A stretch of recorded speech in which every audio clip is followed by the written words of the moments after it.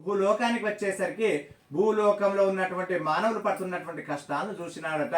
మరి భూలోకంలో ఉన్నటువంటి మానవులు అనేక కష్టాలు పడుతున్నారట, అనేక దరిద్రాన్ని అనుభవిస్తున్నారట, అనేక దుఃఖాలు పడుతున్నారట, అనేక పాపాలు కూడా చేస్తున్నారట.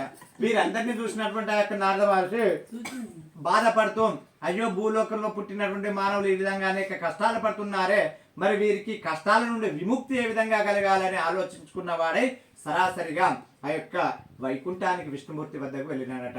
ఆ వైకుంఠంలో ఉన్నటువంటి విష్ణుమూర్తి దగ్గర వెళ్ళేసరికి విష్ణుమూర్తి ఏ విధంగా ఉన్నాడంటే, చతుర్భుజుండును, తెల్లని శరీర ఛాయగలవాడును, శంఖము చక్రము గదా కమలము అలంకారాలతో ఉన్నాడట.